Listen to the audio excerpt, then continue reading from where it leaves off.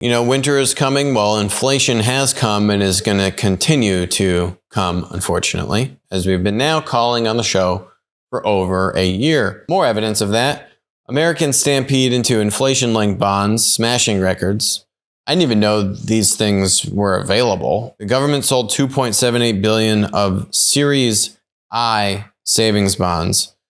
These things are pretty cool. They pay a fixed interest rate plus inflation. And the funny thing is that this 7.12%, what the bonds are paying out, that's just all inflation. The fixed interest is zero. The bonds are set at zero plus inflation. The idea is that there could be some additional interest on top plus inflation.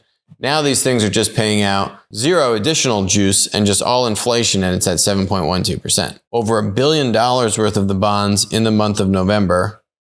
And you can see this chart here. In December, they sold $2.7 billion worth of the bonds. And if you look at prior years, like all of 2018, they sold maybe 1.8 billion worth of the bonds, right? So literally just in November and December of 2021 alone, you've got over 3.8 billion, dwarfing any other entire year. The government actually caps it. You can only buy $10,000 per person per year. I mean, we just did a video talking about platforms and our platform stocks and inflation hedge. You can go check that out. You can go check out our interview in January of 2021 with Jim Rickards, where he's predicted a lot of what's happening right now and gives you, in his book, a lot of strategies on how to diversify in a hyperinflationary environment. Jim has promised to come back on the show when his new book comes out, so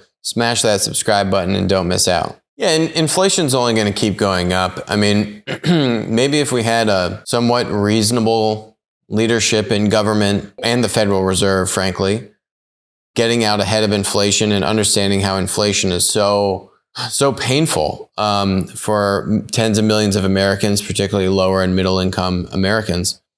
But they don't care about it because they would be drastically increasing interest rates much faster than they are. They would be slowing down quantitative easing. But it seems like at every step of the way, our federal institutions are doing more to hurt the situation and drive up inflation as opposed to remedy it and drive it down.